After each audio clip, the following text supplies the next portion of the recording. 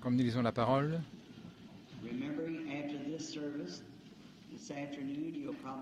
Nous souvenons qu'après cette réunion de cet après-midi, vous allez probablement retourner à vos églises pour la réunion du soir.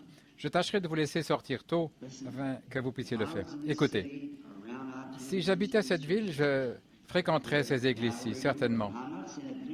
Ils ne m'ont point dit de le dire. Il y a de braves hommes, de vrais frères. Et puis, chacun de vous qui avez accepté Christ, si on n'a pas enregistré votre nom, pourquoi ne le cherchez-vous pas pour le baptême chrétien? Ne laissez-vous pas vous conduire au baptême du Saint-Esprit? Si vous n'avez pas d'église, vous voyez, vous mourrez spirituellement. Vous allez simplement dépérir. Si vous n'avez pas d'église, pourquoi n'allez-vous pas leur parler? Ils seront contents de vous aider. Ce sont des frères en Christ. Et ils seront contents de vous aider, n'est-ce pas, les frères? Ils seront très heureux de vous aider tout du long, faire tout ce qu'ils peuvent pour vous.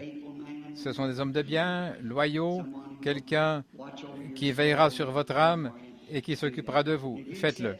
Et si vous avez accepté Christ et qu'on n'a pas pris votre nom, vous l'avez simplement accepté en étant assis juste quelque part, pourquoi n'allez-vous pas leur parler du baptême et du baptême du Saint-Esprit? Faites ça maintenant. Que Dieu vous bénisse. Cet après-midi, nous aimerions lire dans le livre des Philippiens, chapitre 2 de Philippiens. Et j'aimerais commencer par le verset 5. Que cette pensée soit en vous, qui était aussi en Christ Jésus, qui, étant dans la forme de Dieu, n'a point regardé comme une proie arrachée d'être égal avec Dieu. Mais il s'est fait lui-même sans réputation, et il a pris une forme de serviteur en devenant semblable aux hommes. Ayant été trouvé comme un simple homme, il s'est humilié lui-même, se rendant obéissant jusqu'à la mort, même jusqu'à la mort de la croix. C'est pourquoi Dieu l'a souverainement élevé, exalté, et lui a donné le nom qui est au-dessus de tout nom, afin qu'au nom de Jésus, tout genou fléchisse, des choses qui sont dans le ciel, des choses sur la terre et des choses sous la terre, et que toute langue confesse que Jésus est Christ, le Seigneur, à la gloire de Dieu le Père. Inclinons la tête pendant un moment. Notre Seigneur, nous nous approchons maintenant de toi dans le saint nom que porte le ciel, ainsi que toute famille sur la terre. Et il nous a dit quand il était ici, si vous demandez quelque chose au Père en mon nom, je l'accorderai. Nous ne sommes que des gens simples, Seigneur, mais nous croyons que c'est la vérité. Nous croyons que ce que nous demandons, nous le recevons. En effet, si nos âmes ne nous condamnent pas, si nous n'avons pas de mauvais sentiments sur ce que nous avons fait de mal, alors nous avons cette assurance que Dieu nous exaucera. Ainsi, nous implorons la miséricorde cet après-midi pour nous tous. Et aussi, je te demande d'accorder à cette audience qui attend maintenant la guérison pour chaque personne qui est dans la présence divine. Que ceci soit l'un des services de réunion les plus glorieux que nous ayons jamais eus. Que quelque chose se passe, Seigneur. Nous ne savons pas comment ça se passera, ni quoi d'autre peut être fait, mais nous prions que le Saint-Esprit ait la prééminence cet après-midi pour entrer dans chaque cœur et dans chaque esprit. Comme nous venons de le lire, ayez la pensée qui était en Christ, qu'elle soit en vous. Je prie, ô Dieu, comme nous voyons que c'est la pensée qui est la tour de contrôle de tout l'être, ce qui nous dirige, et que la pensée qui était en Christ soit en nous cet après-midi. Et lui, il croyait toujours la parole. Et maintenant, qu'il y ait un grand déversement de sa présence sur nous. Et je prie pour ces prédicateurs, Seigneur, qui ont collaboré dans cette série de réunions et que chacune de leurs églises tire profit de ces grands avantages spirituels et matériels à cause de leur position en essayant d'apporter à leur peuple l'Évangile sous chaque vrai aspect qu'ils savent qu'il est prêché. Et je te prie, Père, de les bénir et que les gens les apprécient, sachant qu'ils font cela par amour pour les gens, par amour de l'Évangile. Puisse-t-il en retour les aider et s'atteler à la tâche pour faire avancer la cause que nous essayons de faire progresser sur la terre, le Seigneur Jésus. Maintenant, Père, nous te prions de prendre les paroles telles que nous les avons lues, et tu es ton propre interprète. Nous te prions donc de les interpréter à notre cœur aujourd'hui. Et lorsque nous partirons aujourd'hui, puissions-nous être comme ceux qui revenaient d'Emmaüs. Notre cœur ne brûlait-il pas au-dedans de nous alors qu'il nous parlait le long du chemin? Bénis-les, ô Dieu, tous ces nouveaux-nés qui sont venus près de toi il n'y a pas longtemps. Je prie qu'ils soient nourris à leur tendre et simple manière du lait pur de l'Évangile et qu'ils grandissent jusqu'à la glorieuse stature de Christ et qu'ils deviennent ses porte-paroles, ses serviteurs, pour le servir dans ce glorieux âge ombrageux dans lequel nous vivons aujourd'hui, dans la lumière du soir. Accorde-le, Père. Nous demandons ceci au nom de Jésus. Amen. Vous pouvez vous asseoir.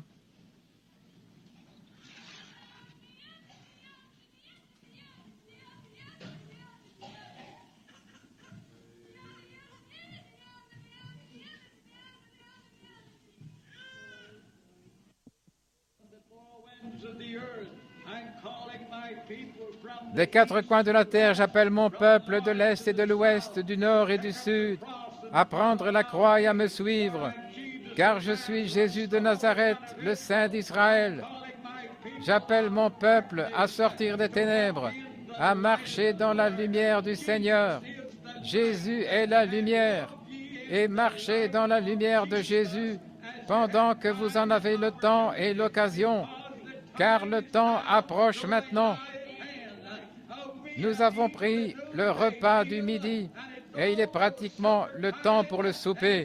Et il est temps de prendre le dernier repas au souper des noces de l'agneau. Dieu est à l'œuvre sur toute la terre.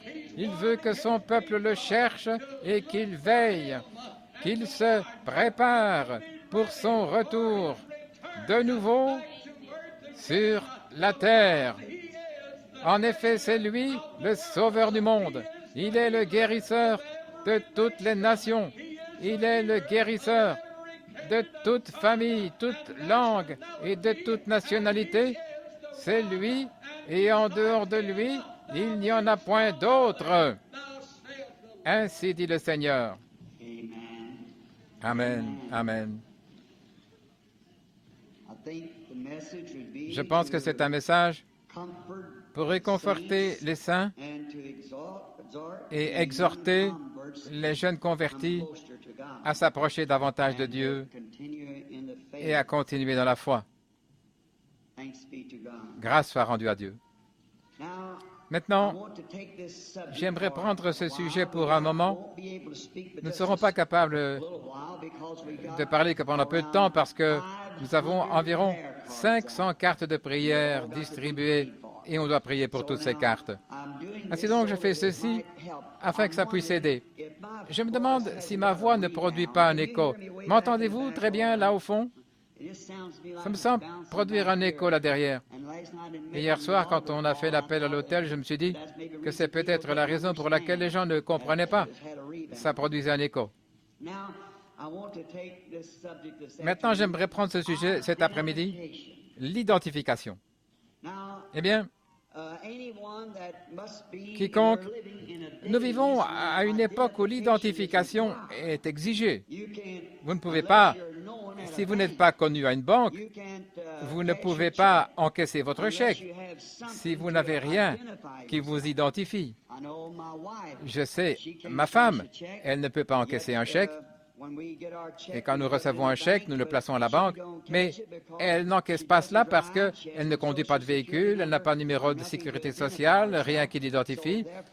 Par conséquent, il est difficile pour elle d'encaisser un chèque. Vous devez être identifié officiellement. Et je pense que c'est exactement le temps dans lequel nous vivons.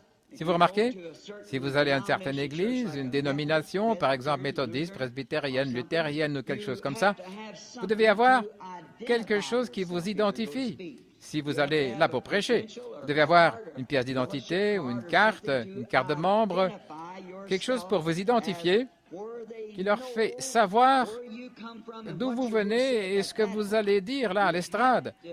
Vous devez être identifié. Et c'est un âge d'identification.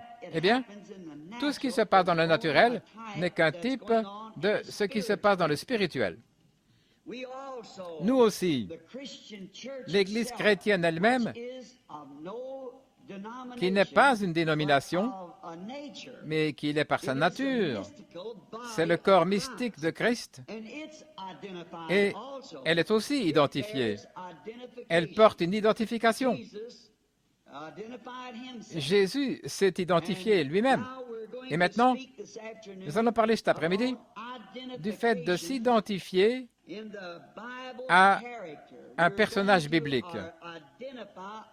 Nous allons identifier notre état présent à celui des personnages de la Bible des autres âges. Parfois, nous nous demandons quel aspect nous avons lorsque nous cherchons à nous regarder dans le miroir pour voir l'aspect que nous avons. Ça me rappelle une petite histoire que j'ai entendue une fois au sujet d'une famille qui habitait là dans le Kentucky, d'où je suis venu, là loin dans les régions montagneuses. Eh bien, ma grand-mère a vécu jusqu'à 110 ans et elle n'avait vu qu'une seule automobile. Et amener cela à monter cette pente jusque-là où j'ai fait monter le mien, il fallait pratiquement 8 heures pour couvrir environ 6-7 kilomètres. Là, on mettait des rondins dans les flaques d'eau et autres pour faire traverser cela. Elle n'avait jamais vu de train ni rien. Elle était assez vieille lorsqu'elle est morte, ça fait des années. Elle se souvenait de l'assassinat du président Lincoln. Elle a vécu jusqu'à 110 ans. Et je pense qu'elle n'a eu que 3 ou 4 paires de chaussures toute sa vie. Et je peux juste voir les petites traces maintenant comme celles de petits ratons laveurs allant à la source un matin avant l'aube avec un grand seau de bois, là, de cèdre, pour aller puiser de l'eau. Là, et elle s'asseyait, les pieds déployés devant la cheminée comme ça, avec de profondes gerçures saignant là. Mais à sa mort, elle m'a entouré de ses bras, je l'ai tenue dans mes bras, j'ai pleuré, prié pour elle. Les dernières paroles, c'était « Que Dieu bénisse ta petite âme maintenant et jamais ». Je n'étais qu'un jeune garçon à l'époque, mais elle connaissait Christ comme son sauveur. Mais les gens n'avaient pas beaucoup de biens de ce monde. Alors de cette histoire vient celle-ci. Ces gens-là n'avaient pas de moyen de s'acheter un miroir, ils n'en avaient pas. Et le père n'avait qu'un petit morceau de miroir là qu'il clouait à un arbre pour se raser dehors. Et ils avaient un petit garçon. Ce petit morceau de miroir, eh bien, ce petit garçon n'avait jamais été capable de s'élever à la hauteur du miroir là pour se regarder. Il était allé dans une ville rendre visite à l'une de ses tantes maternelles qui avait épousé un homme qui était venu en Indiana. Et ils habitaient là. Ils avaient une maison. Les maisons à l'ancienne mode avaient parfois un miroir sur la porte quand on entrait dans les chambres à coucher. Là. Je ne sais pas si quelqu'un se souvient de ces vieilles portes. C'était un miroir tout du long qui couvrait toute la porte. Alors le petit garçon est allé chez sa tante, il courait ça et là comme n'importe quel petit garçon. On observait. Et il s'est mis à monter les marches. Et alors, au bout des marches, il s'approchait du sommet. Il a commencé à voir un autre petit garçon apparaître. Il s'est arrêté. Il a regardé le petit garçon. Il lui faisait signe de la main et cet autre petit garçon lui faisait signe de la main. Il s'est rapproché davantage, observant le petit garçon. Il a tendu la main. Il a regardé autour de lui. Ses parents regardaient. Il n'avait jamais vu de miroir. Et il a dit, eh bien, c'est moi. Je me demande simplement aujourd'hui si nous ne pouvons pas regarder dans la Bible et dire, c'est moi, alors que nous nous demandons, c'est qui? À quel personnage de la Bible nous ressemblons? Et prenons ça comme un petit sujet maintenant et restons avec ça pendant un instant.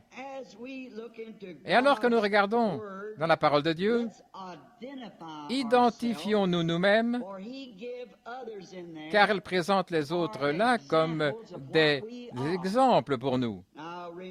Maintenant, rappelez-vous que Dieu retire son esprit, ou plutôt il retire ses hommes, mais jamais son esprit.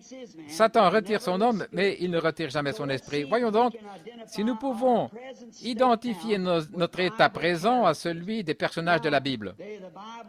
La Bible dit, toutes ces choses sont arrivées autrefois pour nous servir d'exemple.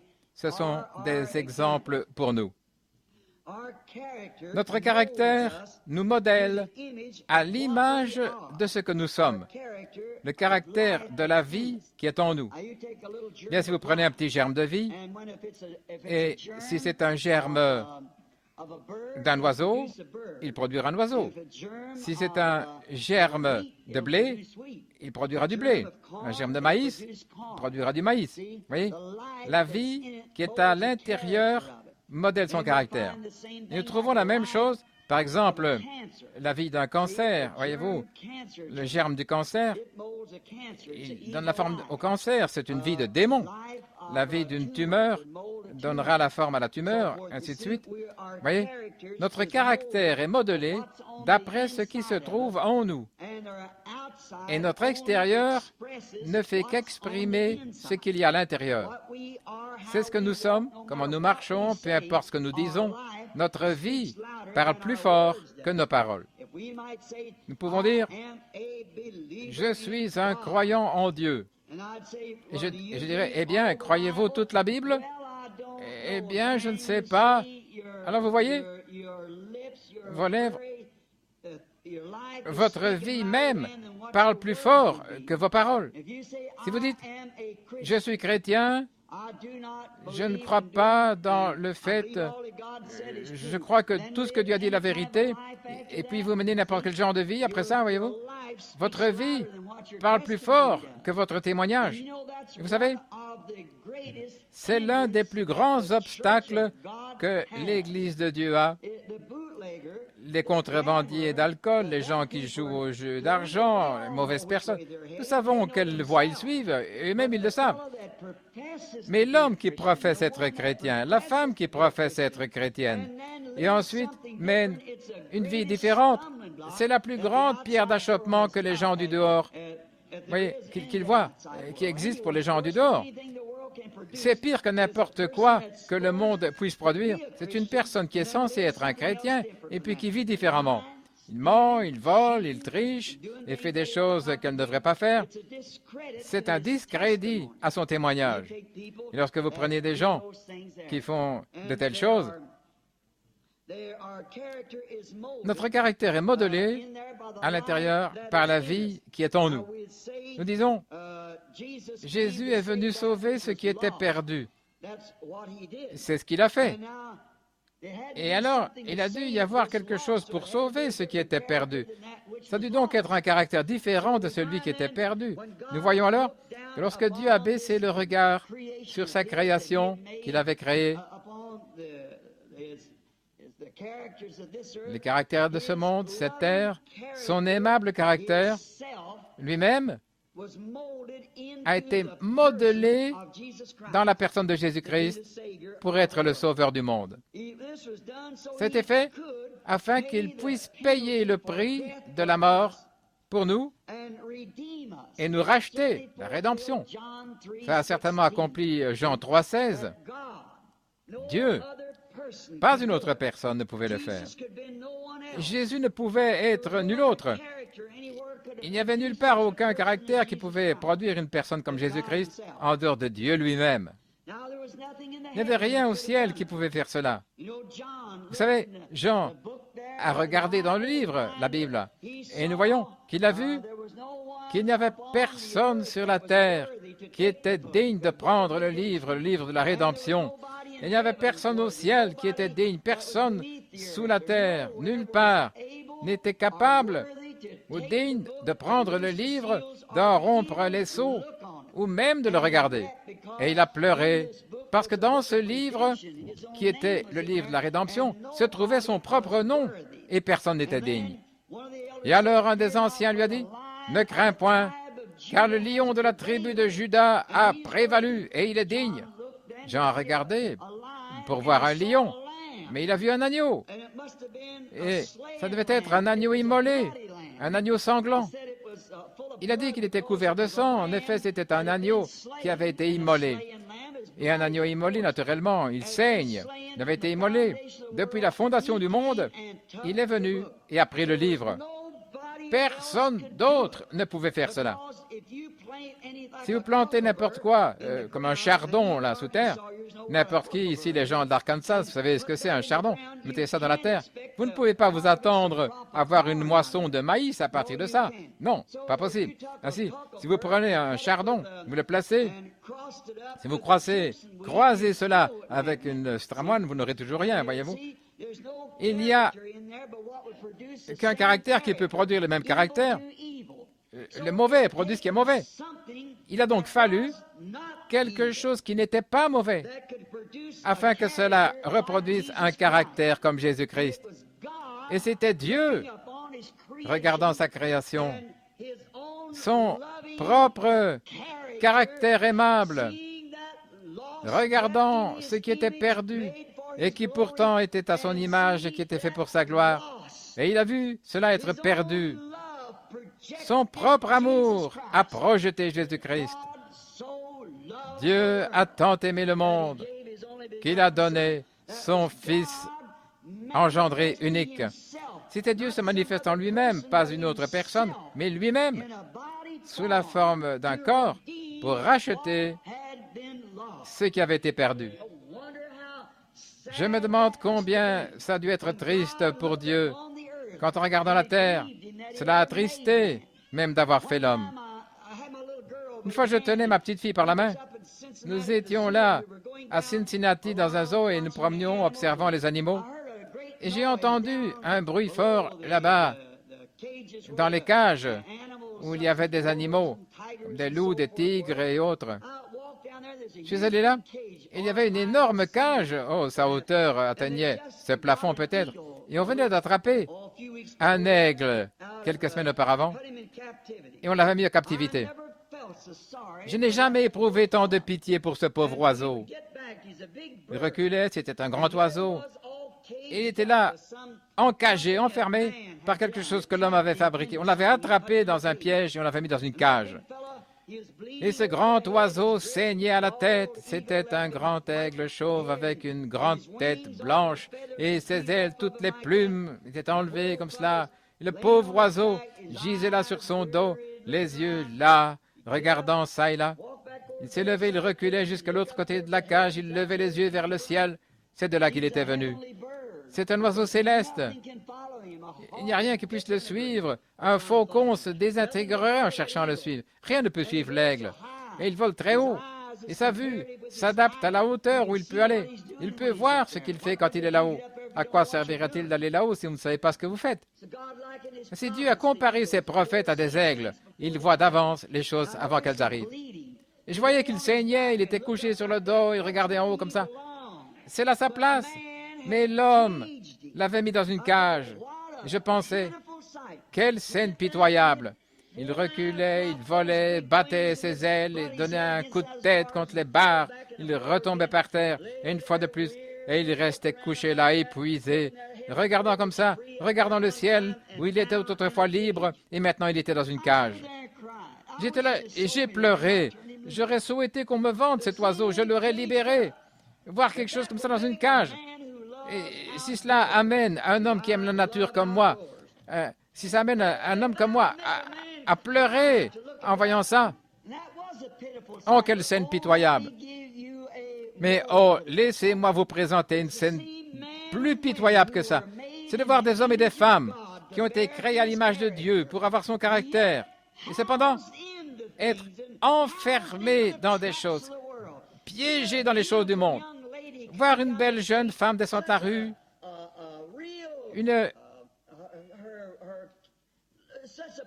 une femme vraiment jolie, avec de très beaux cheveux coupés, voir son visage maquillé avec tant de maquillage qu'on n'arrive pas à voir à quoi elle ressemble, rongée avec du bleu sous les yeux comme un lézard ou un loup, quelque chose comme ça, et de la voir portant des habits dans lesquels elle ne devrait même pas être surprise dans sa chambre à coucher avec des portes fermées.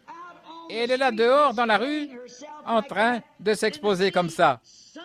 Et de voir des fils de Dieu qui devaient reconnaître que c'est leur sœur.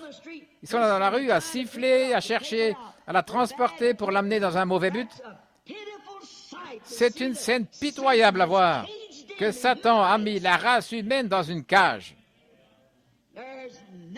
Il n'y a rien qui puisse sauver cela, sinon un caractère qui peut dépasser tout cela, dans lequel il n'y avait rien, et cela doit provenir de la fontaine pure du Dieu Tout-Puissant. Cette jolie petite dame qui aurait pu être une véritable petite reine d'un petit prédicateur fatigué qui, une fois rentré à la maison, est reçu par elle sur ses genoux, elle passe ses bras autour de lui et le calme. Il n'y a rien qui puisse prendre cette place. C'est une partie d'un homme. Il n'y a aucune main qui puisse vous toucher lorsque vous êtes fatigué et épuisé, comme celle d'une vraie gentille et bienveillante femme qui comprend. Les hommes savent cela. Et de la voir là dehors comme ça, dans une cage où Hollywood l'a enfermée. Et souvent, ces femmes prétendent être chrétiennes et elles chantent même dans des chorales. Mais elles sont complètement encagées, enfermées, avec un esprit qui ne leur permet pas de voir. Ce n'est pas nécessaire pour vous d'essayer de leur montrer ça. On dirait que ça empire chaque fois, voyez-vous. Ce sont des Jézabel modernes, marchant dans les rues. Et elles disent, je vous fais comprendre que je suis membre de ceci. Voyez-vous. Cette chose dont elle est membre l'a détachée de la source de la vie, alors qu'elle est née pour être une petite reine d'un homme, ou un homme qui est né pour être un fils de Dieu, et de penser à ce qui leur est arrivé. Oh, c'est une chose terrible. Alors vous voyez, Dieu est descendu, et le caractère de Dieu, c'était Christ. Il en était le reflet. Il était Dieu rendu visible. Remarquez, Dieu rendu visible. Au commencement était Dieu. Il n'était même pas Dieu alors. Non. Dieu est un objet d'adoration. Tout ce qu'il était, c'était l'Éternel. Et en lui se trouvaient des attributs. Et ces attributs étaient des pensées. Et ces pensées ont été exprimées en parole. Et la parole a été manifestée. Qu'est-ce que c'est? C'est tout Dieu devenant tangible. Et vous êtes une partie de Dieu. Et Jésus est venu racheter ceux qui étaient inscrits dans le livre de vie de l'agneau avant la fondation du monde.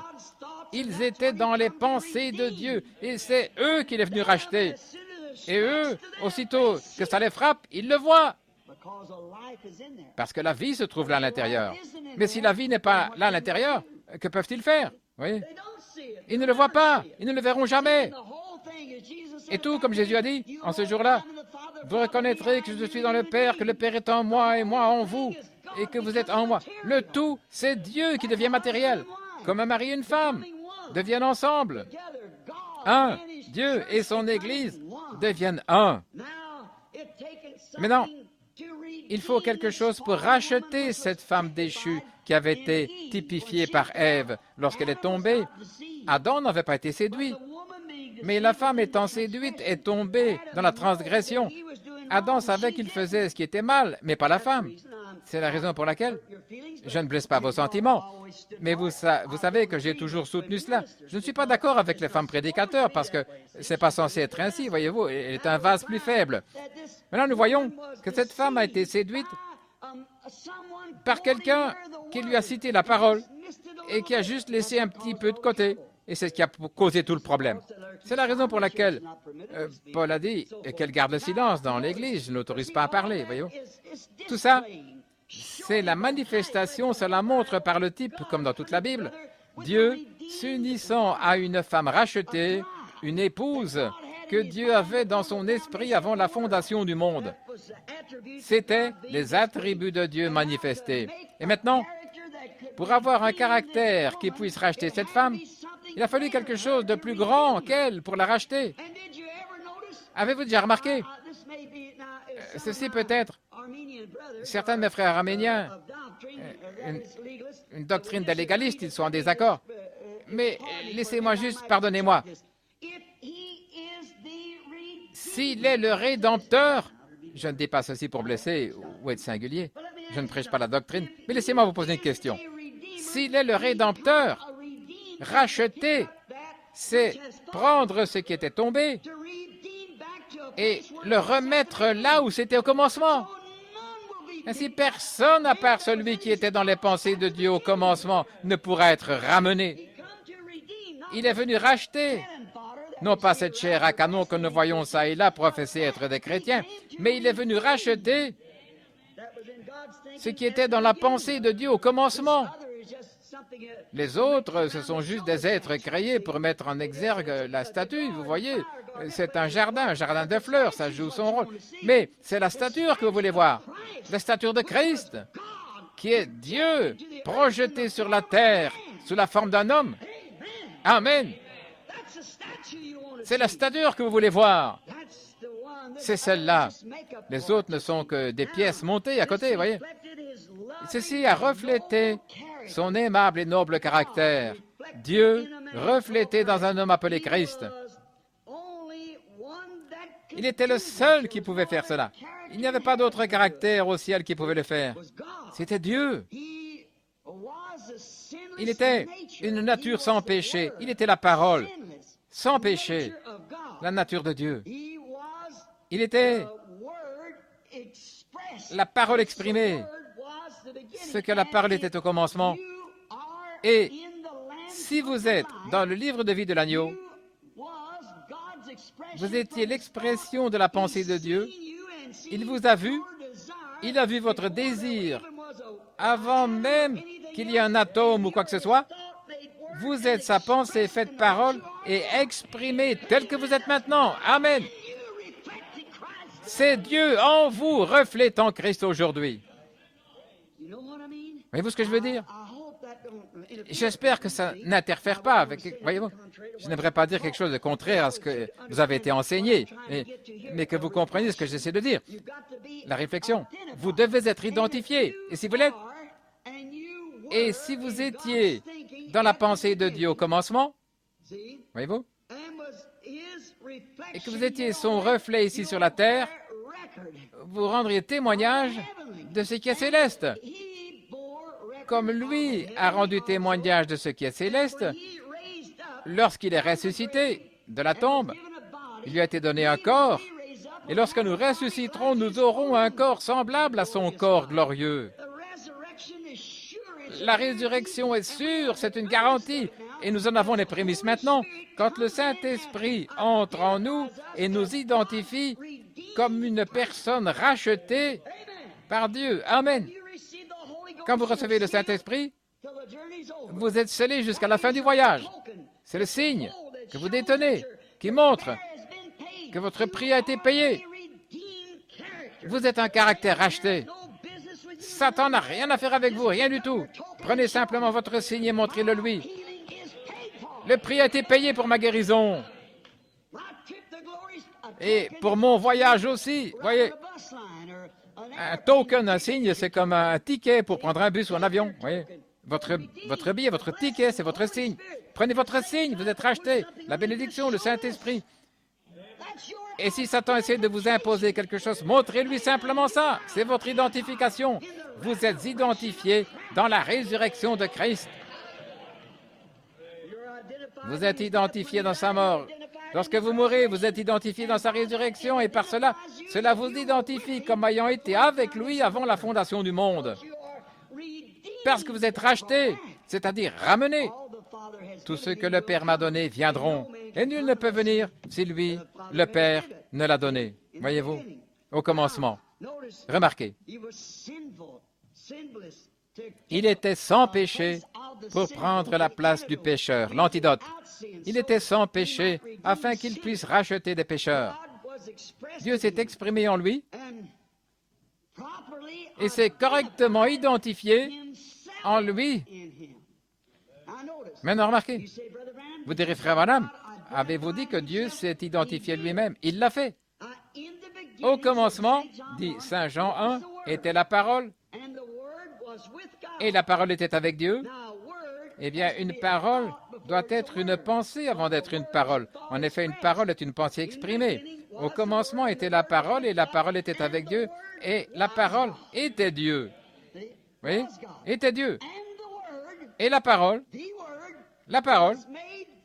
a été faite chair et habitée parmi nous, identifiée, comment? Maintenant, Hébreux 4, la parole de Dieu est plus tranchante, plus efficace qu'une épée à deux tranchants, pénétrante, à l'aller comme au retour, pénétrante jusqu'à séparer, elle discerne les pensées et les sentiments du cœur. Quand il a fait cela, c'est ainsi que les prophètes étaient identifiés. Dieu parlait et leur disait exactement ce qui n'allait pas et ce qui se passait. Vous voyez? C'est l'identification de la parole de l'heure rendue manifeste. Il était la plénitude de la parole de Dieu, car il était la plénitude de la divinité dans la chair. Il était Dieu sous la forme d'un homme. Il a fallu Dieu pour exprimer un tel caractère.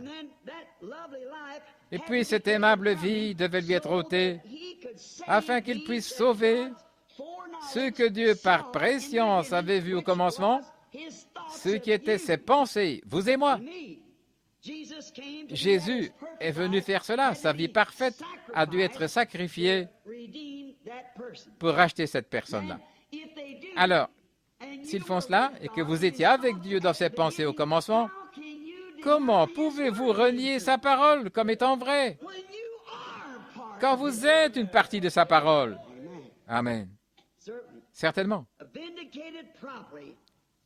Correctement confirmé, il ne peut pas y avoir d'erreur. Il a dit, ce n'est pas moi qui fais les œuvres, c'est mon Père qui demeure en moi. Nous voyons,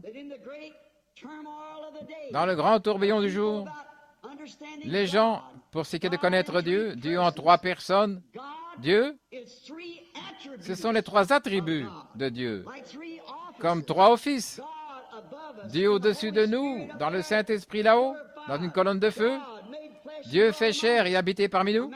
Un homme que nous pouvions toucher de nos mains. Et maintenant, c'est Dieu dans l'Église. Dieu au-dessus de vous, Dieu avec vous, Dieu en vous. Oui. Le même Dieu dans trois différentes manifestations, mais le même Dieu tout le temps. Remarquez, pour qu'il n'y ait pas d'erreur, sa nature sans péché a exprimé la parole de Dieu.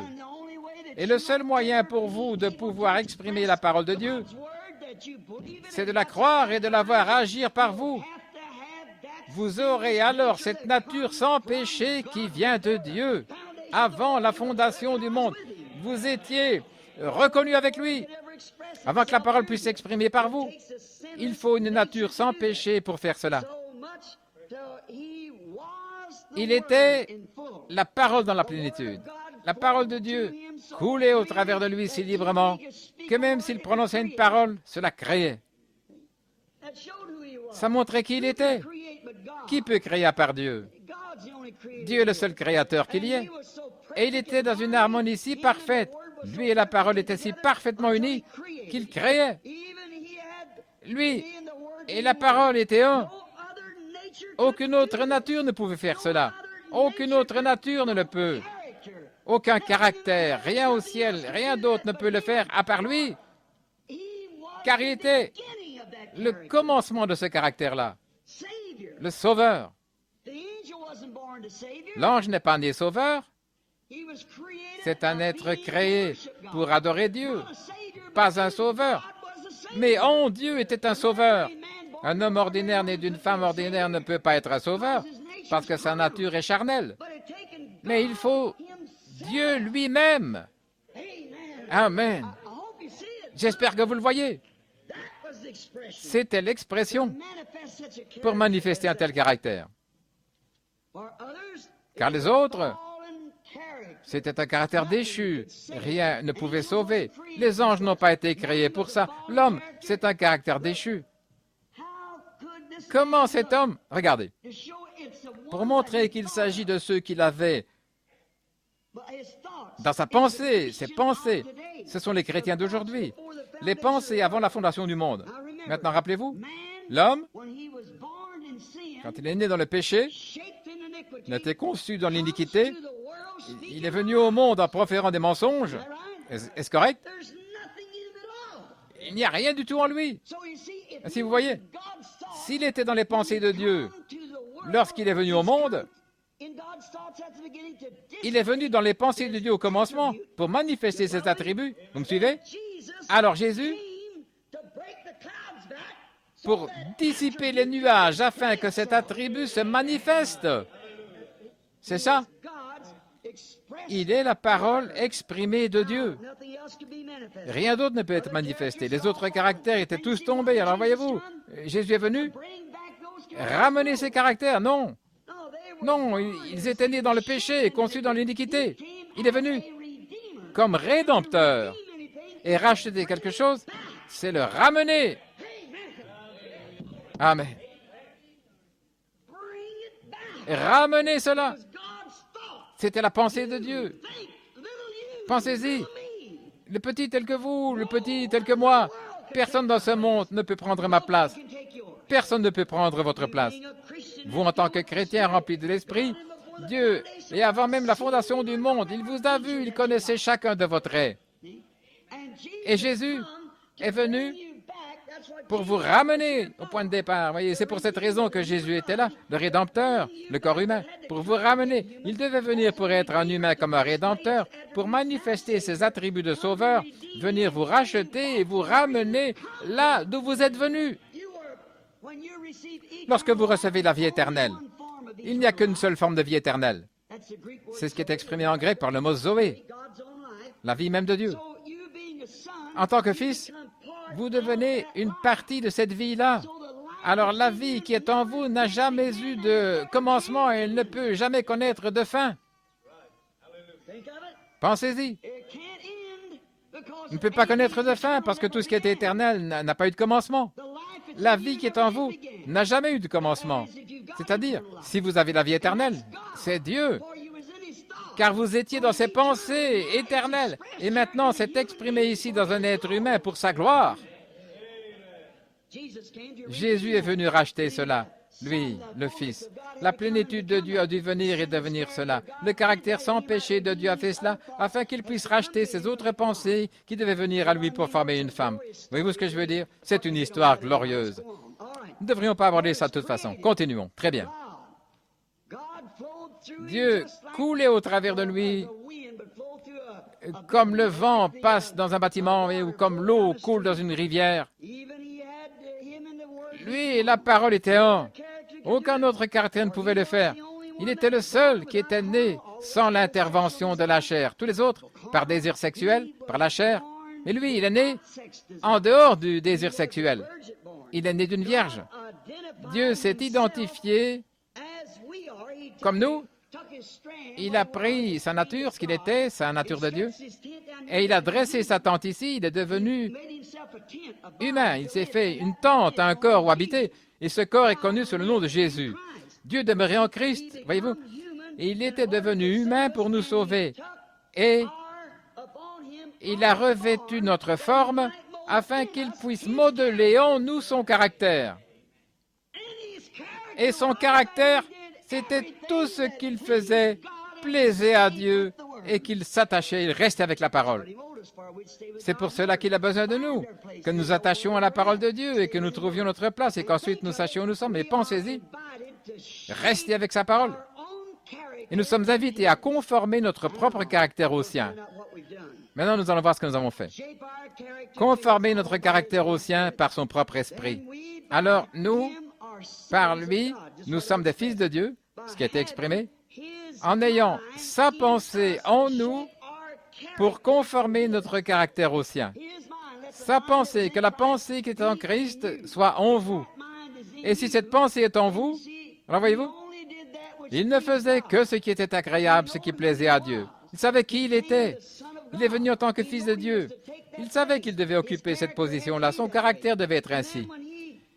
Ayant occupé sa position, il savait ce qui était exigé du Messie. Et il s'attendait toujours à Dieu pour faire ces choses. Et il ne faisait rien sans que le Père lui montre. Maintenant, si vous trouvez votre place, sœur, ne me laissez pas vous blesser, ou frère, mais vous la trouverez dans la parole en tant que chrétien. Non pas le credo, là où... Ça, c'est cette chair à canon qui va être détruite, voyons. Trouvez votre place en tant que chrétienne. En effet, votre caractère est modelé d'après celui de Christ. Vous êtes Zoé, de même qu'il était Zoé. Alors, si la Bible dit qu'une femme ne doit pas se couper les cheveux, comment pouvez-vous le faire? Si elle dit que c'est l'homme qui est le chef de la maison, comment vous, femmes, pouvez-vous l'être? Mais qu'est-ce qui se passe avec vous, les hommes, en tant que fils de Dieu? Voyez-vous, vous ne trouvez pas votre place. Regardez. Vous êtes invités à venir prendre son caractère. En ayant son caractère en vous, cela vous modèle pour avoir la même pensée qu'il avait.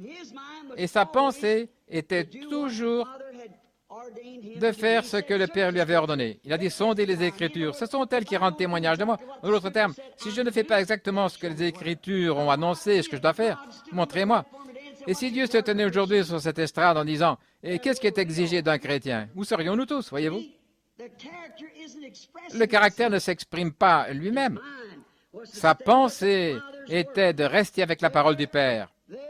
Leur pensée, la même pensée qui était en lui doit être en nous, et si sa pensée est en nous, nous ferons comme lui.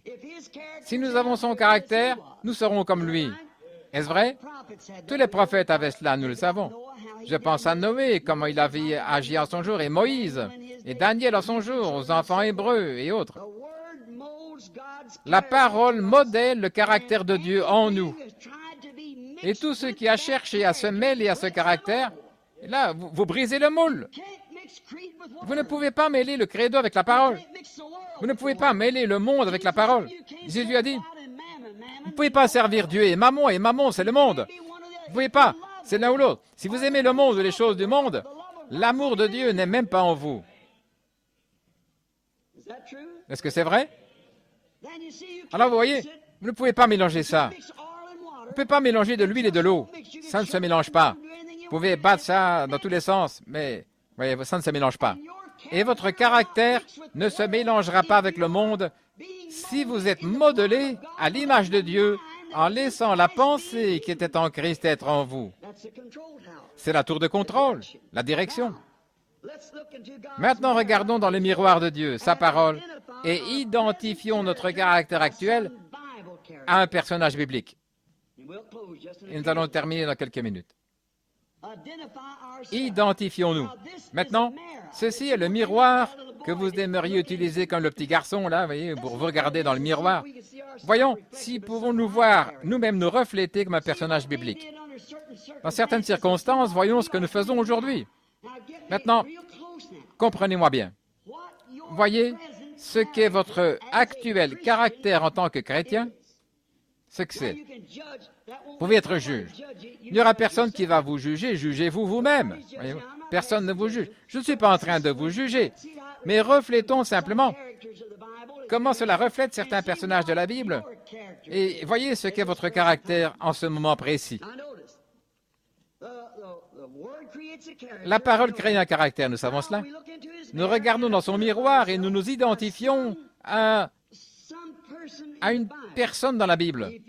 Si vous aviez vécu du temps de Noé et que vous aviez le caractère que vous avez maintenant, si vous comprenez, dites Amen.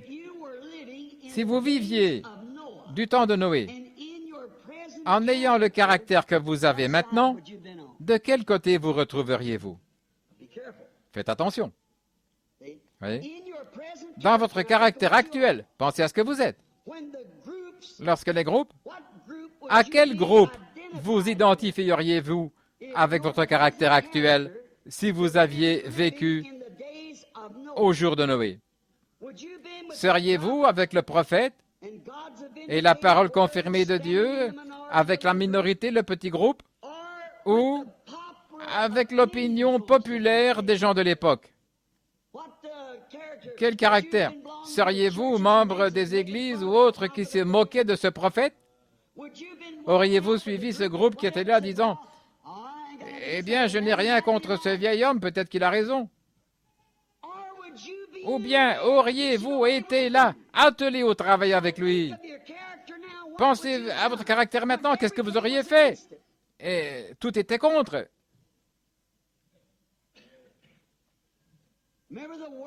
Rappelez-vous, le monde critiquait le prophète, son message et tout. Le monde critiquait, toutes les églises le critiquaient. Tous les hommes de science disaient, cet homme-là est fou. Comme ils l'ont dit au sujet de Jésus, quand il a parlé de manger la chair et boire son sang, voyez. Cet homme est un cannibale, c'est un vampire. Voyez où les gens raisonnables, ce qu'on appelle des gens logiques, les hommes de science. Savez-vous que plus vous êtes instruit, cultivé, savez-vous de quel côté ça vous place? Ça vous place du côté du diable. La Bible dit que les enfants des ténèbres sont plus sages que les enfants de la lumière. Regardez les fils de Caïn. Tous étaient devenus des hommes de science, des entrepreneurs, faisant de grands bâtiments et des grands progrès. Mais les fils de Seth étaient tous d'humbles paysans et des bergers. Est-ce vrai? Des hommes de renom d'autrefois, comme au temps de Noé. Comment ils firent des constructions, des inventions, ils bâtirent les pyramides et tout, des scientifiques. Regardez attentivement maintenant. Ces gens critiquaient le message de cet homme, quand bien même cet homme avait l'évidence que Dieu était avec lui. Ou qu'arriverait-il si vous aviez vécu du temps d'Élie? Élie, alors qu'il était le pasteur ce jour-là, et Jézabel.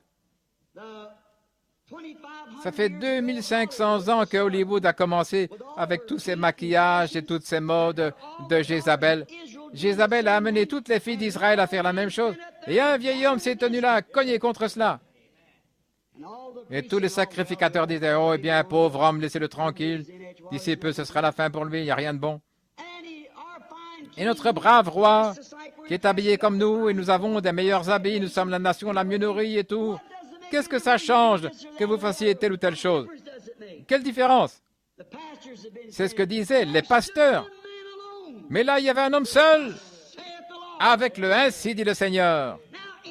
Maintenant, avec votre caractère présent, où vous seriez-vous retrouvé?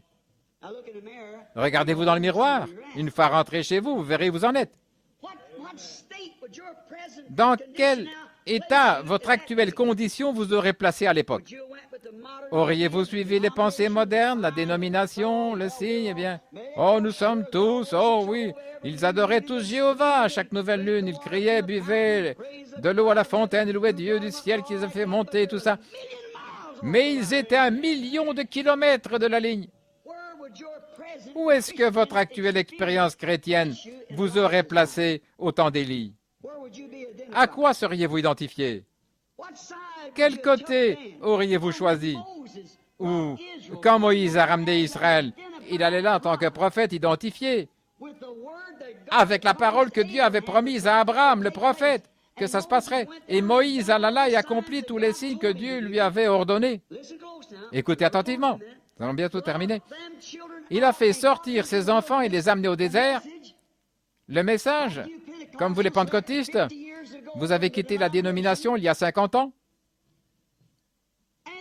et ils ont traversé cette ligne-là, et un homme s'est levé et a dit, « Attendez une minute, formons une organisation à partir de ça. » Un homme du nom de Dathan.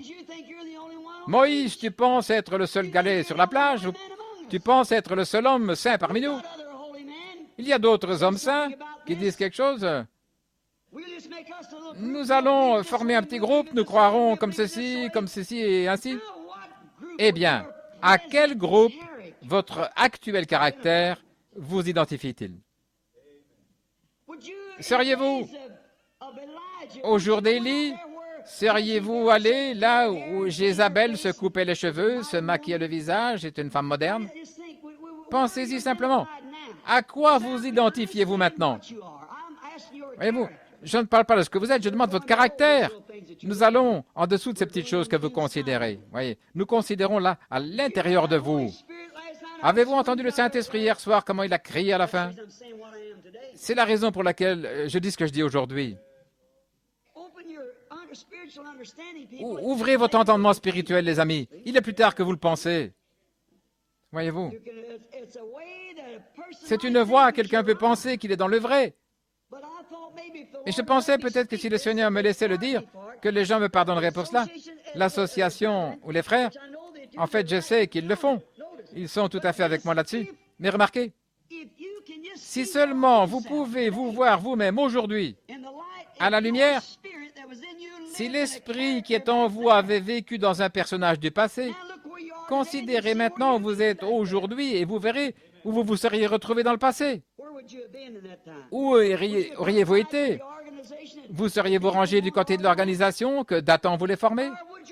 Ou bien votre caractère actuel vous aurait-il séparé de ça et vous seriez resté avec la parole? Alors que tout semblait être contraire, il avait été parfaitement confirmé que Moïse avait le message du Seigneur. Dieu avait prouvé cela de diverses manières. Ce qu'il disait s'accomplissait très exactement. Bien avant, dans Deutéronome, il avait dit à Israël, là dans le passé, que quels que soient les signes qui se produisaient, il devait suivre cela, écouter cela et entendre la parole promise. Et malgré tout, Dathan, un leader intelligent d'Égypte, s'est levé et a dit, « Tu cherches à te faire passer pour le seul qui est quelque chose. » Ce n'était pas la pensée de Moïse. Il ne faisait que ce que Dieu lui avait ordonné. Eux tous n'avaient pas à être des Moïse.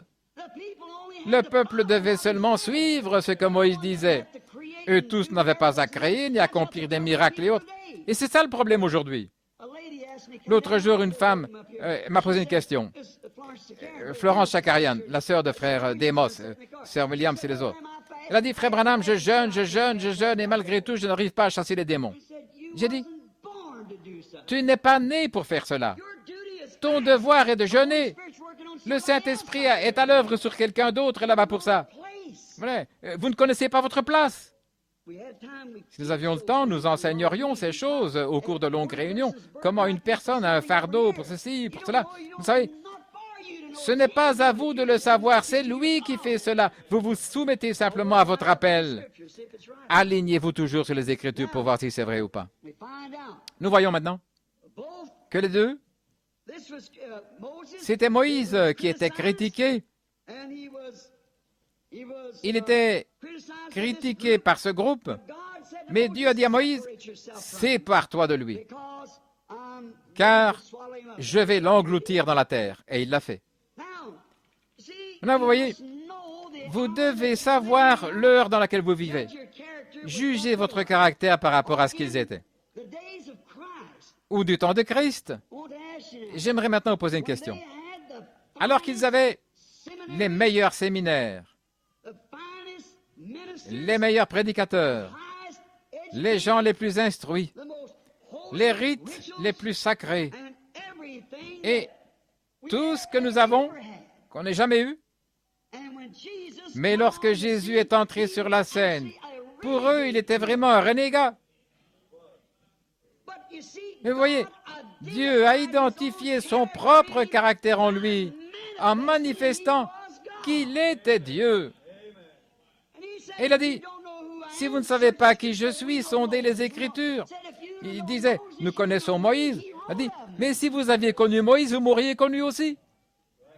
Il a écrit à mon sujet, si vous avez vécu à cette époque-là et que vous étiez membre d'une bonne église, membre du conseil du Sanhédrin, avec un bon pasteur, de quel côté vous seriez-vous rangé? Quel côté votre caractère a-t-il été rangé? Réfléchissez-y.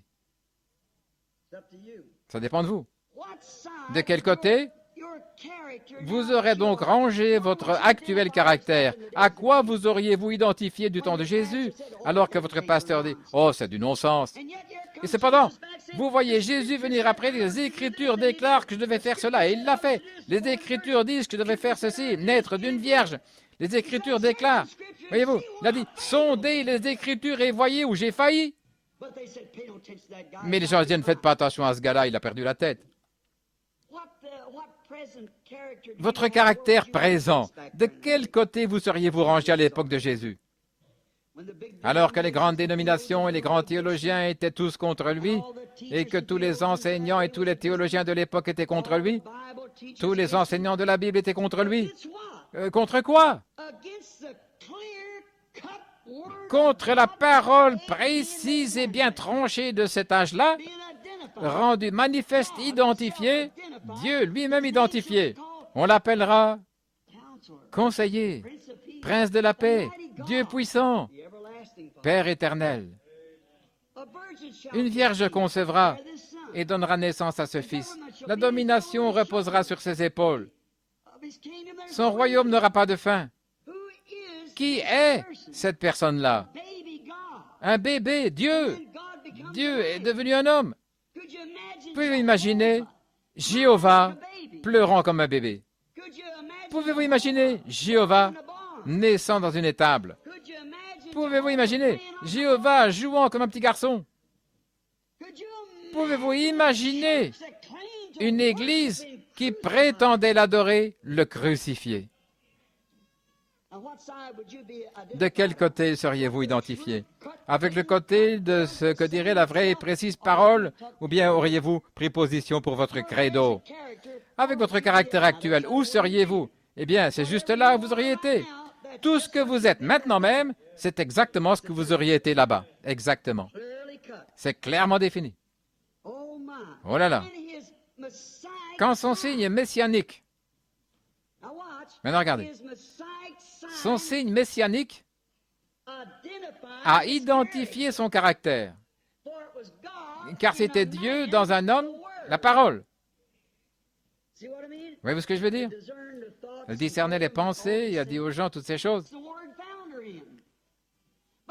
La parole l'a trouvé là. Mais dès que la parole a brillé, elle a saisi cela. Elle était une de ces pensées de Dieu qui était manifestée. Voyez-vous? Mais ceux qui se tenaient là, dans leur robe ecclésiastique, qui avaient toutes sortes de titres et toutes sortes de perversions de la parole et différentes choses, et la dépouillant de toute sincérité, étant juste des membres d'Église, ce sont eux qui prétendaient avoir la lumière. Mais la lumière a obscurci ce qu'ils avaient comme lumière. C'est comme si vous essayez de braquer une lampe torche sur le soleil pour l'éteindre. Pourquoi une lampe torche ne peut-elle pas éteindre le soleil? Pourquoi n'importe quelle autre lumière ne peut pas... Il n'y a pas de lumière qui puisse éteindre le soleil. Pourquoi? C'est la parole de Dieu manifestée. Dieu a dit que la lumière soit. Et c'est la lumière de Dieu. C'est la parole de Dieu manifestée. Et le voilà. Aucun credo, aucune dénomination, aucun pape, prêtre ou qui que ce soit, doctorant, théologien, ni organisation, ni nation, rien ne pourra jamais éteindre la lumière de Dieu manifestée. Quand la parole est prononcée, elle vient à la vie et va faire ce qu'elle a dit qu'elle ferait. Aucun credo ne peut tenir à côté de cela. Rien ne peut tenir à côté de cela, à part la lumière elle-même et ceux qui y marchent.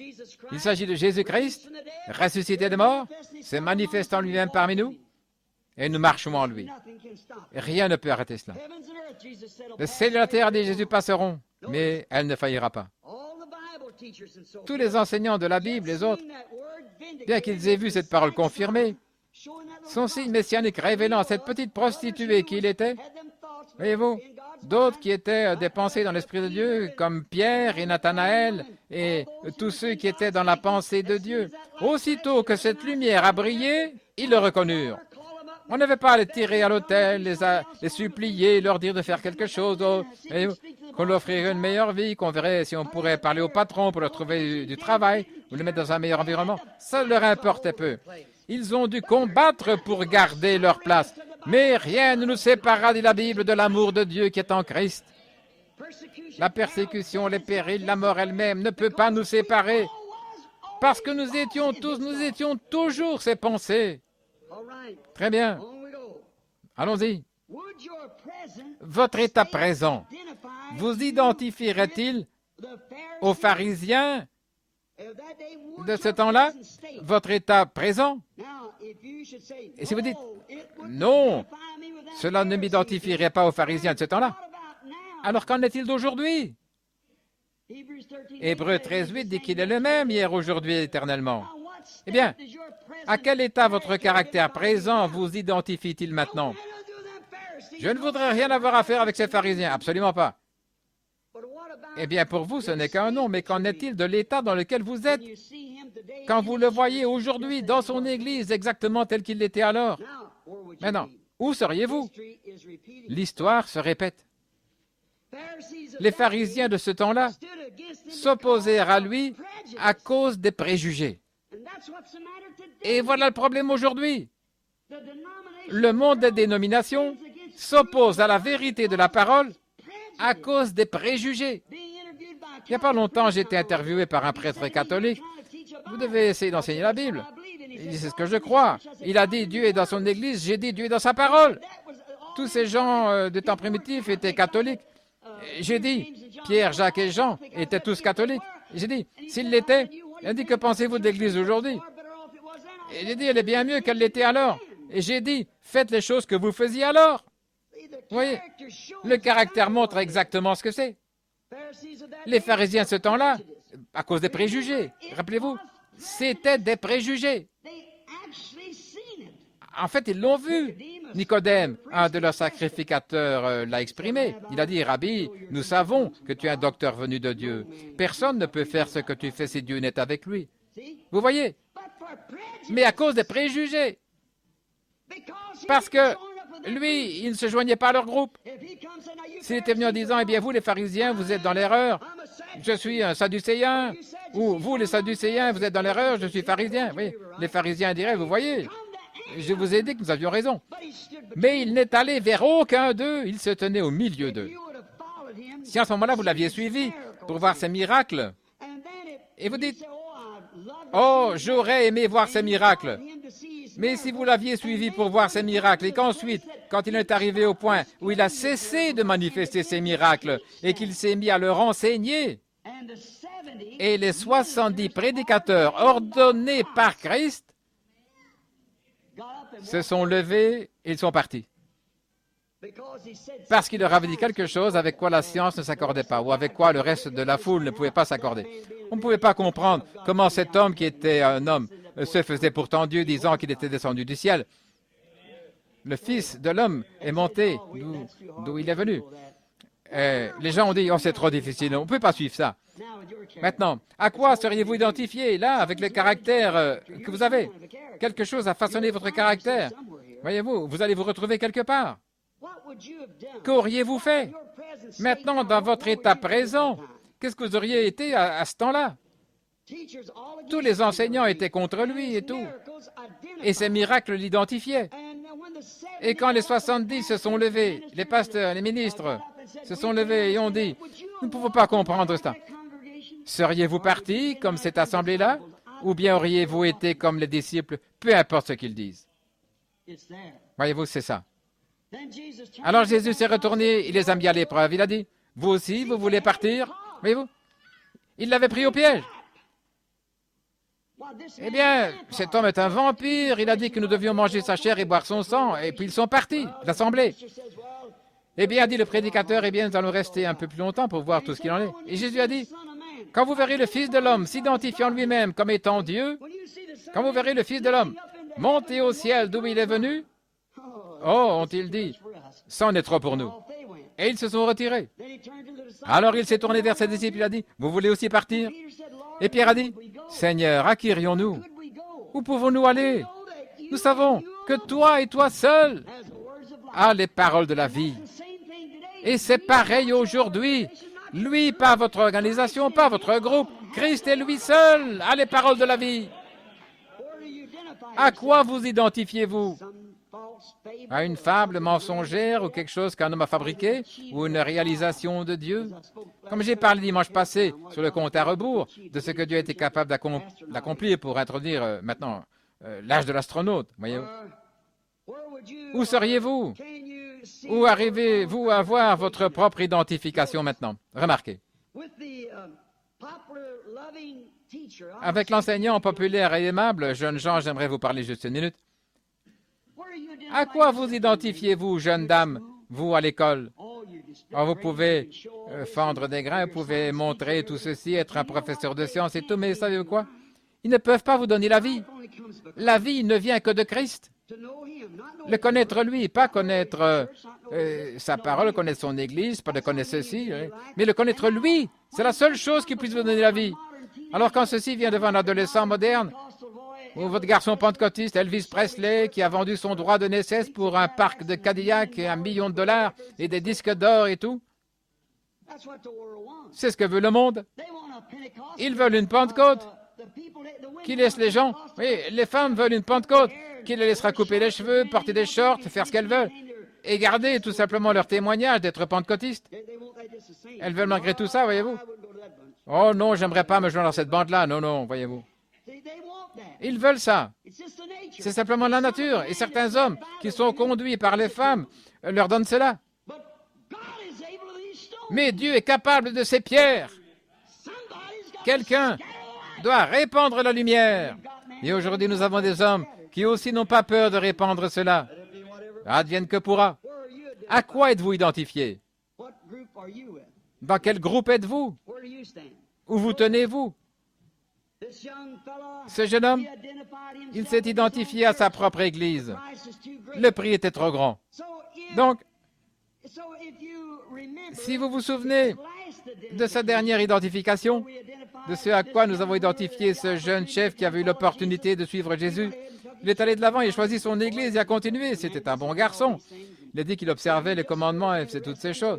Il était aussi bon que le reste, donc il a simplement pris cette idée. Il a refusé de suivre Jésus et sa dernière identification, nous le voyons en enfer, implorant Lazare de lui apporter de l'eau. Ou bien votre identification, pourriez-vous être identifié au groupe dont faisait partie Judas? Il se mit à marcher avec Jésus. Au commencement, il a bien commencé, comme les pentecôtistes, il y a des années. Mais la chose même dont ils étaient sortis, l'organisation, vos mères et vos pères, ce jeune groupe s'est carrément retourné et s'est formé une exactement comme celle d'où ils étaient sortis. Avec quel type de groupe êtes-vous? La Bible dit que l'âge de l'Odyssée, Judas, vous savez, il vit la possibilité d'obtenir quelque chose d'important par rapport à ce qu'il avait. Il s'était identifié avec Jésus. Donc, il dit qu'avec cela, il portait la bourse et qu'il pouvait se faire un peu d'argent de plus en le vendant pour 30 pièces d'argent. Et c'est exactement ce qu'à l'âge de l'Odyssée a fait. La Bible dit, tu es riche et tu dis, je me suis enrichi, j'ai beaucoup de biens et je n'ai besoin de rien. Mais tu ne sais pas que tu es malheureux, misérable, aveugle, nu et tu ne le sais pas. Ce sont les pentecôtistes, le dernier âge de l'Église. Pas les luthériens, pas les wesleyiens, mais les pentecôtistes. C'est cet âge de l'Église. À quoi êtes-vous identifié maintenant? Vous dites, je suis pentecôtiste. Voyez-vous à quoi? À ceux qui les mettent dehors. Parce qu'ils sont riches, qu'ils n'ont besoin. Vous dites, riches? Eh bien, autrefois, vous vous teniez là et payez $3 par semaine pour avoir une petite baraque là au coin. C'est pas que je cherche à m'identifier à cela, mais s'il faut cela pour prêcher toutes les paroles, prenez cela, certainement. Aujourd'hui, nous payons 50 millions de dollars pour des séminaires, des groupes, des grosses histoires et d'autres endroits. Dépensons des millions de dollars dans de grands bâtiments pour se faire une voix et prêcher que Jésus vient bientôt. Et je connais des missionnaires dans le champ de mission qui n'ont même pas de souliers aux pieds. On prélevait une offrande pour d'autres missionnaires. Alors un vieux frère qui n'avait aux pieds qu'une paire de sandales, c'est tout ce qu'il avait. Il les a prises et l'a posées là comme offrande pour un autre missionnaire. Oh là là. À quoi vous identifiez-vous, les pentecôtistes? Je ne vais pas m'attarder là-dessus trop longtemps. Vous savez ce que je veux dire. Oh là là. Tout vendu. On a vendu quoi? On a vendu notre droit d'aînesse pour la popularité. On voulait être comme les méthodistes, comme les baptistes, les presbytériens. C'est le genre de bâtiment qu'on a. Vous avez érigé un séminaire comme un incubateur. Il vous a fait éclore des prédicateurs qui vous laisseront faire tout ce que vous voulez et malgré tout, vous vous appelez pentecôtiste. C'est un mensonge.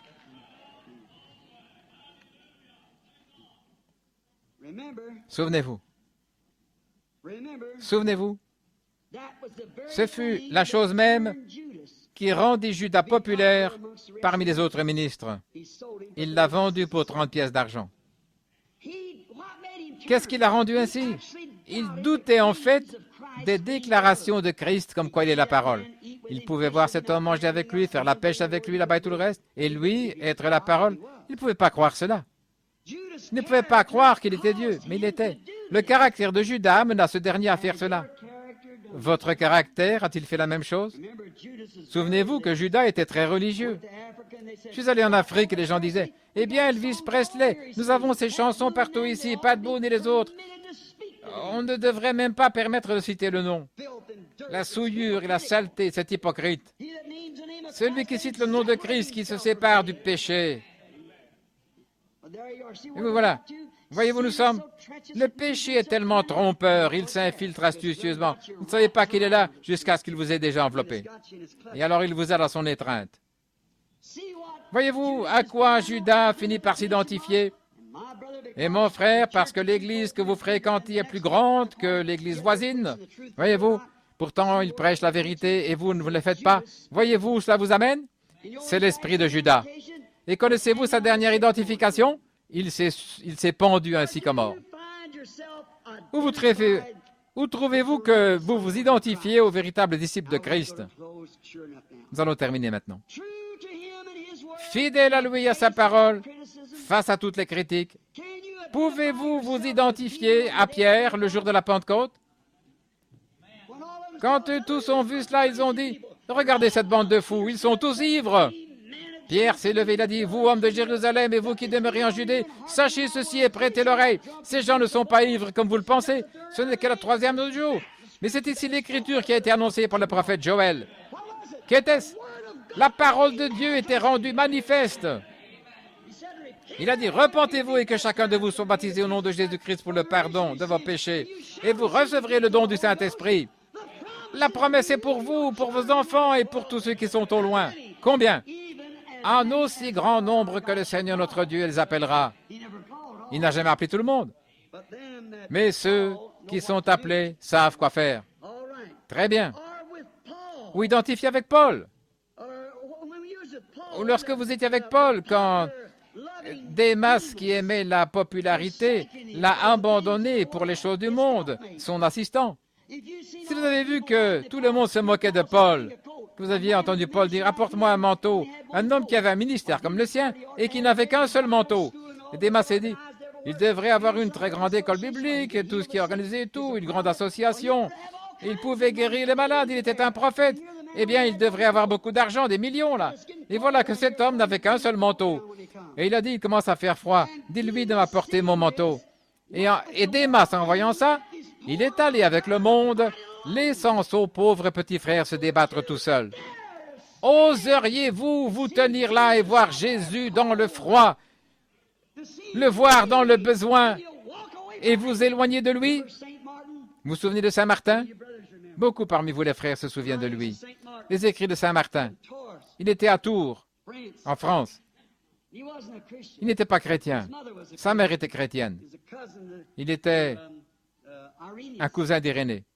Et puis, c'était plusieurs centaines d'années après la mort des apôtres, quand on essayait encore de garder la parole. Et l'Église catholique changeait tout en dogme et ne voulait pas soutenir cela. Saint Martin franchissait le portail par un après-midi froid. Il était couché là, un pauvre vieux mendiant, étendu, mourant de froid, personne ne voulait lui donner de manteau. Et Saint Martin ôta son propre manteau, le découpa en deux, il en a enveloppé le mendiant et continuait son chemin. Les gens se moquaient. Quel stupide soldat! Il viole même les consignes de l'armée. Il fait tout ceci. Un homme avec la moitié d'un manteau enroulé autour de lui à cause de ce clochard. Cette nuit-là, pendant qu'il était couché dans son lit, il fut réveillé par un bruit. En levant les yeux, là se tenait Jésus enveloppé de ce morceau de manteau. Il a compris que ce qu'il avait fait à ce mendiant, c'était à Christ qu'il avait fait. Ce fut sa conversion. Vous tiendriez-vous là à voir l'Évangile en train de souffrir aujourd'hui? Ou iriez-vous avec le groupe qui aime la popularité comme l'a fait Démas? Vous tiendriez-vous à ses côtés, quitte à en mourir, comme l'a fait Pierre? Je suis prêt à aller en prison ou n'importe où avec toi. Oui. Quand une question est soulevée dans l'Église de savoir si les femmes devraient se couper les cheveux ou ce qu'elles devraient faire, comme ce fut le cas chez les Corinthiens, de quel côté vous rangez-vous alors? Qu'est-ce que votre état actuel aurait fait? Quand Paul a dit « Je ne permets pas à la femme d'enseigner, de prendre l'autorité, mais qu'elle soit soumise », il lui avait écrit, il lui avait parlé disant « Eh bien, l'Église par ici, le Saint-Esprit nous a dit « Quoi? Est-ce que chez vous, la parole de Dieu est sortie ou est-ce à moi seul qu'elle est parvenue? Et si un homme pense être prophète, qu'il reconnaisse que ce que je dis, c'est un commandement de Dieu. » Ou il dit « Si un ange vient du ciel et dit autre chose, qu'il soit anathème. » De quel côté vous rangeriez-vous sur cette question si c'était dans votre Église? Voyez votre état présent maintenant. Je cherche simplement à savoir où vous en êtes. Paul s'était humilié à partir de la position importante, souvenez-vous. Vous dites, mes frères, je suis responsable de district, peu importe qui vous êtes, ce que vous êtes. Votre caractère présent, voyez, qu'est-ce que ça fait pour vous? À quoi seriez-vous identifié? Paul, souvenez-vous, s'est humilié à partir de la grande instruction, là au pied des Gamaliel. C'est Gamaliel qui avait été son grand enseignant, et c'était quelqu'un d'important. Il avait été quelqu'un d'important, mais il s'est abaissé pour obtenir que la parole de Dieu croisse sans cesse. Il donna sa vie pour cela. Moïse venait du trône, là il devait devenir pharaon, pour apporter la parole de Dieu dans le désert. Jésus est venu du ciel pour vous donner la vie. À quel groupe êtes-vous identifié? Oh, pour trouver un moyen de se refléter comme une lumière brillante, pourquoi ferait-il cela? Eh bien, restez tranquille encore une minute, quelques minutes de plus, avant qu'on prie pour vous. Je sais que je vous retiens longtemps, mais il est maintenant 17h moins 20, et à 17h, Dieu voulant, nous serons partis. À quel groupe seriez-vous identifié? J'aimerais vous poser une question. Jésus est venu afin de pouvoir allumer la lumière. Le flash saisit une image, voyez, afin que vous puissiez être reflété ou qu'il puisse être reflété en vous quand votre photo sera prise, comme cela lui ressemblera. Quand les gens vous regarderont, ils verront de nouveau la parole de Dieu vivant. C'est pour cela qu'il est venu, pour apporter cet appareil photo, par son sang qui sanctifie, pour vous apporter la parole. Pour cette raison, il a dit, Jean 14, 12, « Les œuvres que je fais, vous les ferez aussi. » Et si quelqu'un veut me suivre, qu'il renie ses credos, qu'il se renie lui-même, qu'il renie le monde, qu'il prenne sa croix et me suive. Ou vous voit-on identifié à l'une des Écritures, là, là, ceux qui ne sont pas restés. À quoi seriez-vous identifié? L'appareil photo a déjà fait briller le flash. Vous êtes identifié quelque part. Vous êtes assis ici cet après-midi, chacun de vous. Écoutez. Vous êtes identifié quelque part. L'appareil photo a déjà fait flasher. Mais vous savez ce que vous êtes. La photo est prise quelque part. Maintenant, où êtes-vous? C'est vous le juge. Oh, que Dieu nous aide. À être tellement identifié à lui pour refléter sa vie dans la nôtre. Écoutez. L'orfèvre a l'habitude de prendre de l'or et de le battre. Il le battait continuellement, le retournait, le battait jusqu'à ce qu'il voie son propre reflet. Alors cet or était devenu pur. Toutes les scories avaient été ôtées. Alors le Saint-Esprit aujourd'hui, qu'il puisse, dans les réunions ici, puisse-t-il prendre cette parole et battre notre cœur jusqu'à ce que tous les doutes, tous les credos, toutes les choses contraires à Dieu soient parties, de sorte que nous puissions, que nous, l'Église, que nous puissions refléter sa résurrection. Écoutez, juste une petite histoire, et puis préparez vos cartes de prière. À Carlsbad, dans le Nouveau-Mexique, beaucoup parmi vous ont entendu parler de cette grande caverne-là. On descend là environ plus d'1 kilomètre dans une histoire qui descend tout en bas à 1 mile de profondeur. Il fait si sombre. Quand vous placez votre main comme celle-ci, vous ne pouvez rien voir. Il fait vraiment noir. Et une fois, une petite famille est descendue et un petit garçon marchait en compagnie des guides et tout à coup, le guide il a éteint la lumière. Et la petite fille a commencé à crier. Elle avait peur. C'est un peu comme la petite épouse d'aujourd'hui qui doit prendre position. Il fait sombre. Le conseil des églises va vous plonger là dans cette histoire. Sinon, vous serez obligé de prendre position et d'en sortir. Vous devez refléter votre caractère. Que fera-t-elle en ce moment-là? Qu'arrivera-t-elle quand vous ne pourrez plus acheter ni vendre? Quand ils auront constitué une union d'église? Vous dites, quand ça arrivera? Non, non. En ce moment-là, le flash aura déjà pris votre photo. Votre caractère vous l'aura déjà révélé. Vous êtes déjà dans la chose, vous savez. Vous savez ce que la Bible dit? Les gens viendraient en disant, oui, Seigneur, nous entrons maintenant, mais c'est trop tard. La porte est fermée. Qu'arrivera-t-il à la petite épouse? Cette petite histoire me fait penser à quelque chose. Vous savez, quand cette petite fille criait, là, sautillant de façon hystérique, effrayée à mort quand elle a vu ce qui était passé, tout à coup, elle s'est sentie isolée dans les ténèbres de minuit. Et le petit garçon cria à toute sa voix, « N'aie pas peur, petite sœur, nous avons ici un homme qui peut allumer la lumière. N'aie pas peur, petite sœur, nous avons ici un homme qui peut allumer la lumière, qui peut amener la parole de Dieu à faire exactement ce qu'elle est censée faire. Cet homme, c'est Jésus-Christ. Que votre caractère reflète le sien. Prions.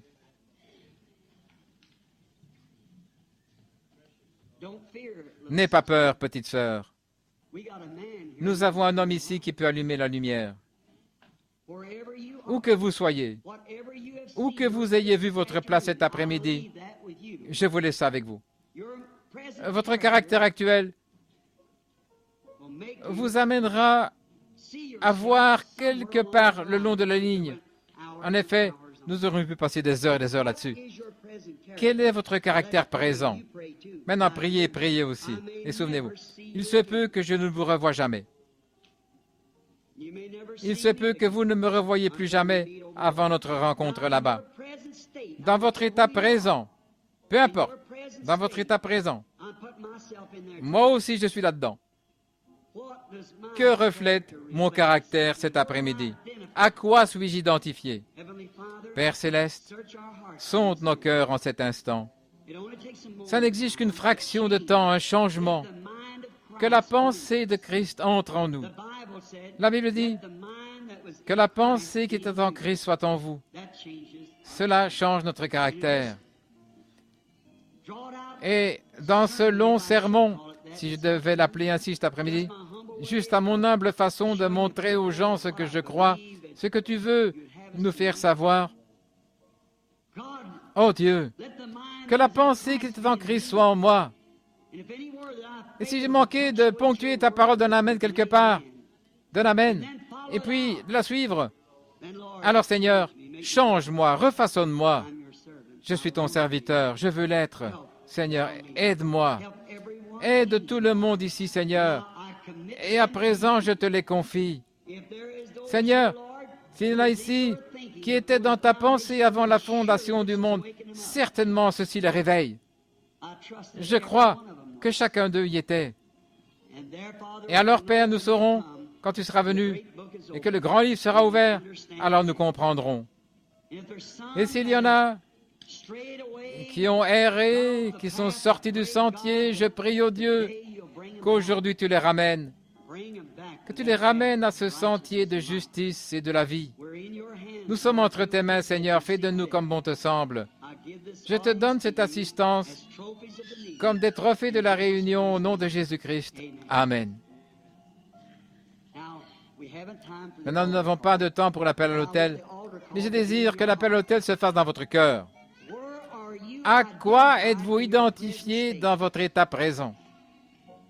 Maintenant, après avoir prêché comme ça, je vais demander au Saint-Esprit, s'il le veut bien, de m'assister un instant maintenant, jusqu'à ce que je puisse avoir l'onction pour prier pour les malades. Ces choses que j'ai dites, qu'elles soient vraies, oh Dieu, elles sont vraies. Maintenant que tout le monde veuille bien rester à sa place et être très respectueux un instant, je vous en prie, s'il vous plaît. Voyez-vous, quand on établit un contact avec lui, on est bien concentré sur quelque chose ici, et que quelque chose se déplace, ça vous désoriente. C'est une chose très difficile. On dirait que si cette seule femme là-bas, à Sichar, ça a été fait une fois. Jésus ne l'a pas répété à maintes et maintes reprises, mais le peuple américain doit être diverti, vous savez, c'est simplement notre nature. Nous préférons rester à la maison, suivre la télévision, et des divertissements, voyez-vous, plutôt que l'Église. Et c'est un divertissement. Oui. Mais Dieu ne vous divertit pas, il vous apporte la parole. Il a dit ça à cette femme, et les gens ont dû croire cette prostituée sur parole, et la ville entière était prête. Vous voyez, ils étaient dans les pensées de Dieu avant la fondation du monde. Maintenant, puisse Dieu répéter cela cet après-midi. C'est mon humble prière, puisse-t-il vous laisser avec ceci. Priez. Combien là? Je ne vois personne que je connais. Tous ceux qui sont dans cette foule, peut-être qu'il y a probablement des cartes de prière partout dans la salle, mais vous qui êtes assis là, qui êtes malade ou qui avez un besoin, vous savez que je ne sais rien à votre sujet, levez la main. Là où vous êtes. C'est simplement partout. Puisse le Seigneur nous aider maintenant. Maintenant que personne ne se déplace. Ne vous déplacez pas, je vous en prie. C'est une grande chose.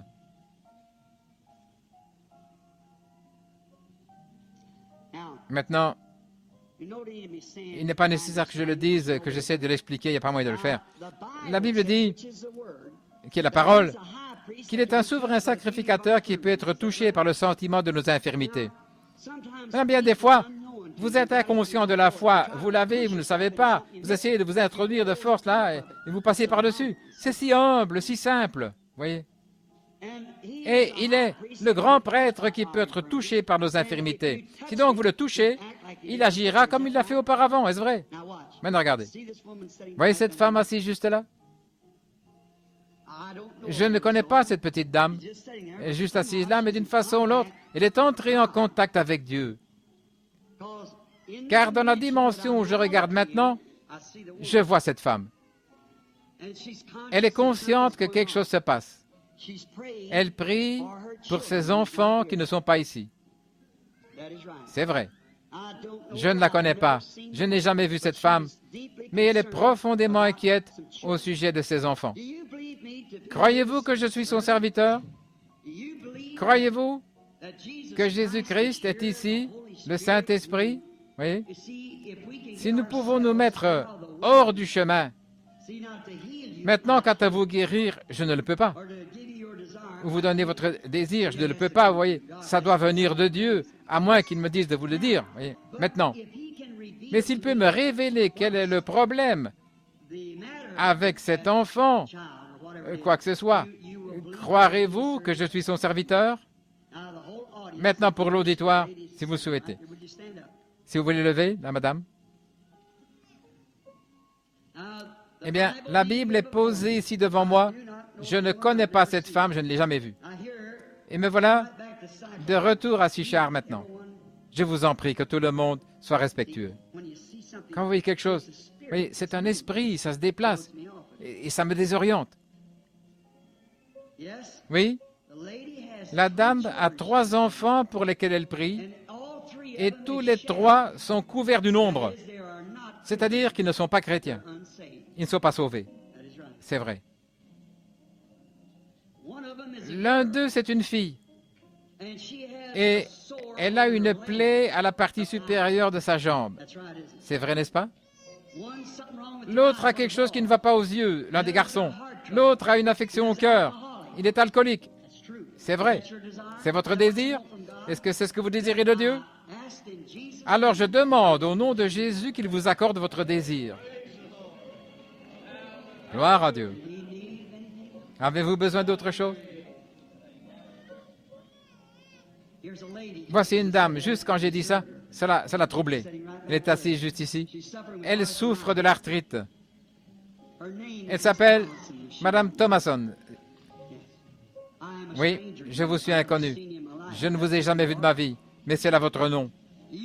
Croyez-vous que je suis son serviteur, madame? Croyez-vous ce que j'ai dit est vrai, que ça vient de Dieu? Vous souffrez de l'arthrite. C'est votre mari assis à côté de vous. Lui aussi est souffrant. Il a quelque chose qui ne va pas dans ses veines. On appelle cela artériosclérose. C'est vrai. Il a aussi quelque chose qui ne va pas aux pieds. C'est vrai. Et puis, vous cherchez à cesser de boire. Vous voulez le faire. Vous êtes alcoolique, mais vous cherchez de cesser de boire. Croyez-vous que je suis son serviteur? M'acceptez-vous comme serviteur de Dieu? Alors je vous délivre de cela au nom de Jésus-Christ. Croyez-vous, monsieur? Donnez votre cœur à Christ. Voyez, les prédicateurs pour le baptême et la chose est réglée pour vous. Croyez simplement. Croyez-vous? Si vous pouvez croire. C'est quelque chose qui cloche là, voyez-vous. Si vous croyez de tout votre cœur, Dieu vous guérira là, à votre côté. Et la personne à côté de vous a le diabète. Croyez-vous que Dieu va guérir ce diabète et vous rétablir? Un problème au cœur. Croyez-vous que Dieu guérira l'affection du cœur? Aussi à côté de vous, un problème de cœur. Croyez-vous que Dieu va vous guérir de cette affection? C'est vrai. Croyez-vous? La dame corpulente, là, il y a quelques instants, quand j'étais en train de prêcher, que je suis arrivé au fait de s'identifier, elle a fixé ses regards sur moi. Vous étiez guéri à ce moment-là. Vous aviez l'affection au rein. C'est vrai, tenez-vous debout. Est-ce qu'une sensation étrange n'est pas venue sur vous quand j'ai parlé de s'identifier? Vous avez éprouvé une sensation très étrange et vous avez fixé votre regard droit sur moi. C'est à ce moment-là que c'est arrivé. Maintenant, rentrez chez vous, vous êtes guéri. Alléluia. Voyez-vous, la parole est manifestée.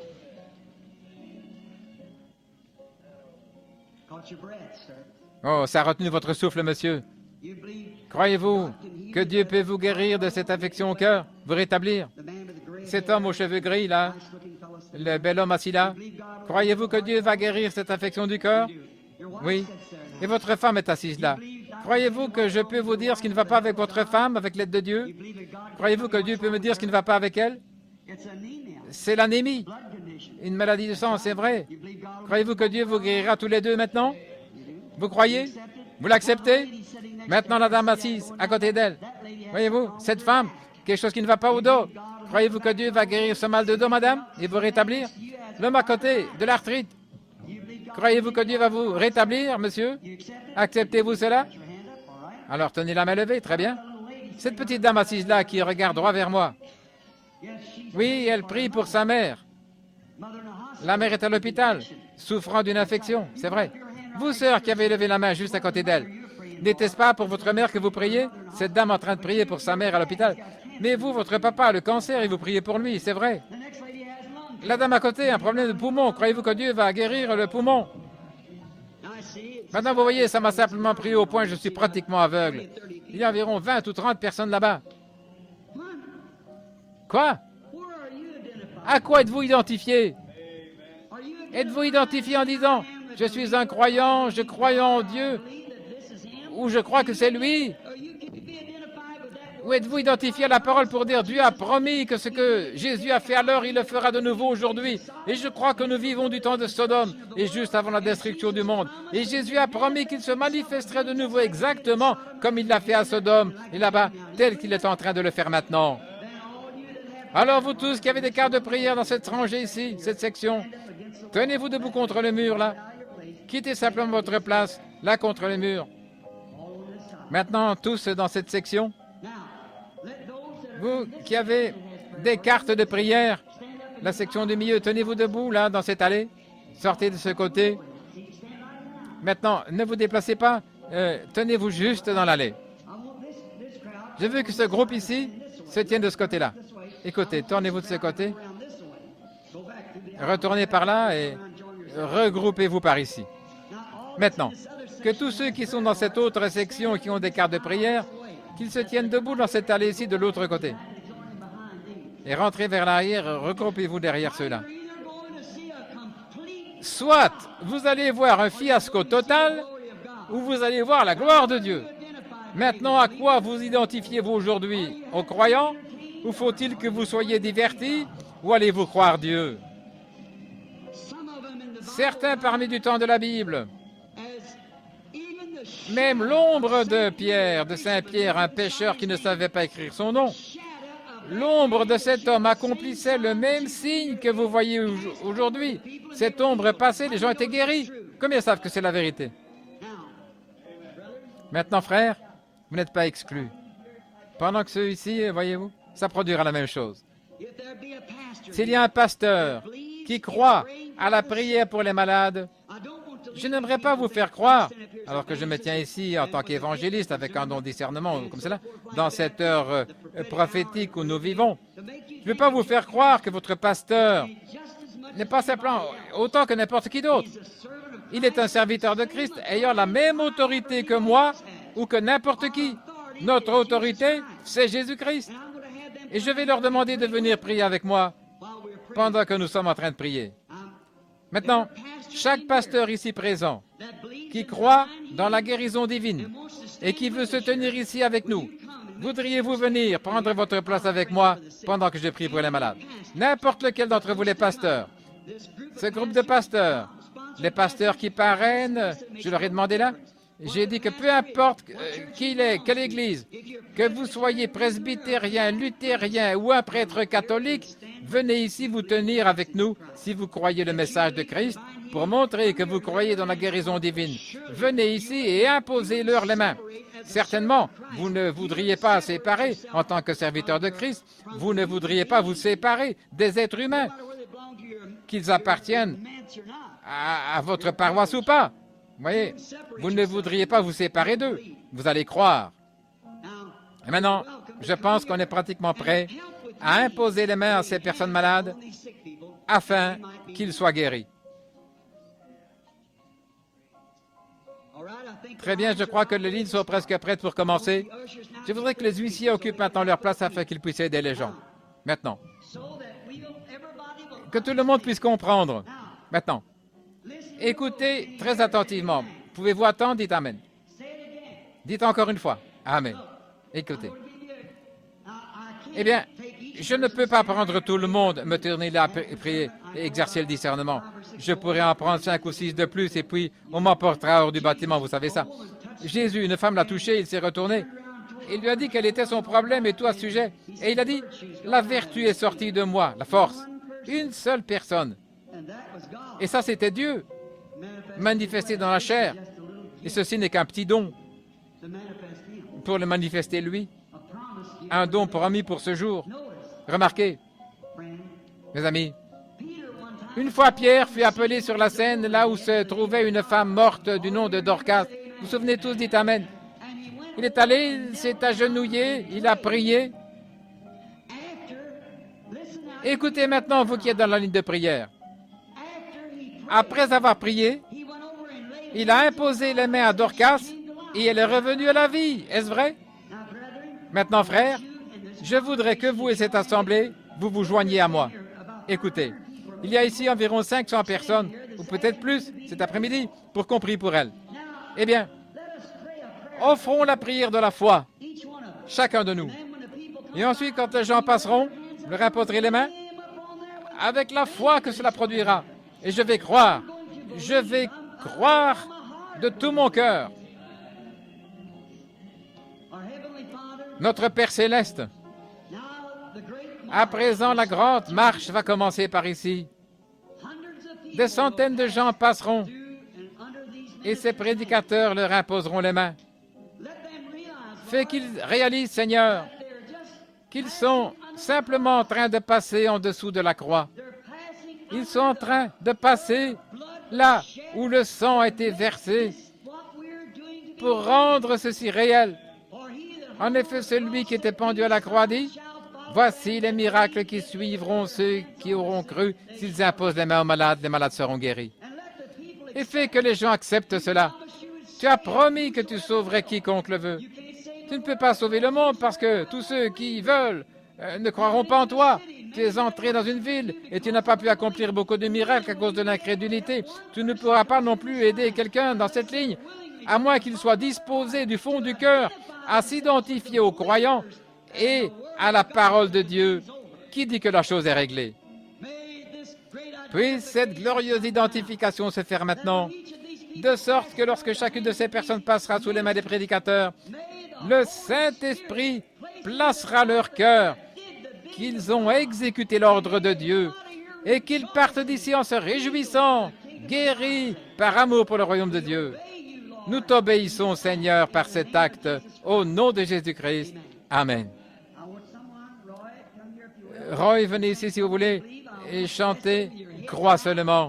Et avec la tête inclinée, que tout le monde prie maintenant.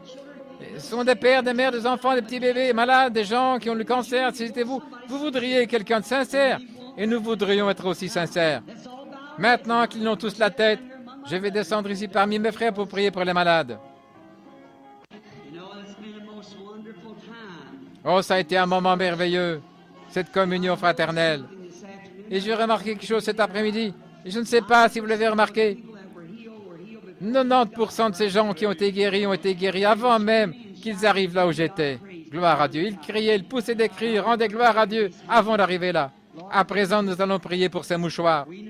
Seigneur Jésus, nous savons que dans la Bible, il est dit qu'on retirait du corps de Saint Paul, pas parce qu'il était Paul, mais parce qu'il était ton serviteur, Seigneur. Il était ton ambassadeur. Et nous savons qu'il est dit que les maladies et les afflictions s'en allaient. Beaucoup de gens ne pouvaient pas assister aux réunions et ils envoyaient des mouchoirs pour les représenter. Oh Dieu, que l'ange du Seigneur, celui qui baissa les regards sur la mer Rouge et qui l'effraya, et Israël est allé vers sa promesse. Accorde le Seigneur qu'il en soit de même. Que ces mouchoirs, une fois posés sur les malades, guérissent les malades, par amour pour le royaume de Dieu. Au nom de Jésus, je demande cela. Amen. Maintenant, j'aimerais juste vous dire un mot ou deux, car je vous apprécie vraiment. J'apprécie ces braves prédicateurs tout le long de la ligne, consacrant leur temps à venir en aide. Il se peut que vous ayez pensé, frères, que pendant le discernement était en cours ici, que je ne savais pas pourquoi vous priez. Mais le Seigneur Jésus me l'a rappelé. Je sais. Ne vous inquiétez pas au sujet de votre maman. Elle ira bien. Et vous qui êtes assise là, cette sinusite et cette maladie de femme, je le savais tout le temps. Vous allez vous en remettre et ne vous inquiétez pas. Voyez-vous, c'était derrière nous, de même que c'était ici devant. Il sait tout à ce sujet. Voyez, vous êtes passé par la ligne de prière et le même Dieu qui m'a oint avant le service est ici en train d'accomplir la même chose. Voyez-vous, la même chose. Il est exactement le même, hier, aujourd'hui, éternellement. Croyez-vous? Oh, n'est-il pas merveilleux? Combien connaissent le cantique « Béni soit le lien qui unit nos cœurs dans l'amour chrétien » Pouvez-vous nous donner l'accord, sœur? J'aimerais chanter cela, je ne sais pas pourquoi, mais chantons simplement, avec respect. Chantons-le ensemble.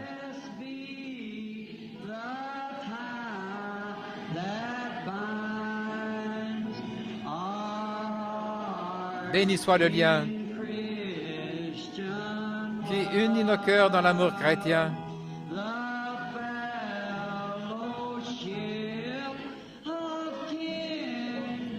La communion des âmes sœurs est comme celle d'en haut.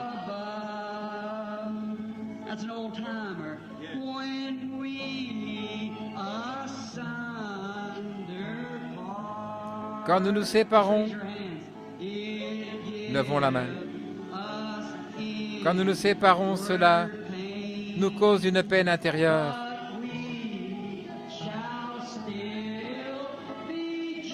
Mais nous resterons toujours unis dans nos cœurs, dans l'espoir de nous rencontrer à nouveau. N'aimez-vous pas cela? Jusqu'à ce que nous nous rencontrions maintenant, chantons ensemble. Jusqu'à ce que nous nous rencontrerons.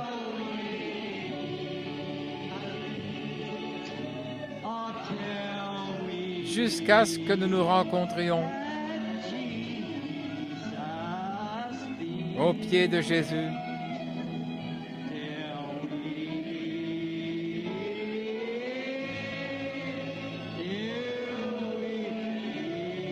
Jusqu'à ce que nous nous rencontrions. Que Dieu soit avec vous. Jusqu'à ce que nous nous rencontrions. Courbons la tête maintenant dans la prière.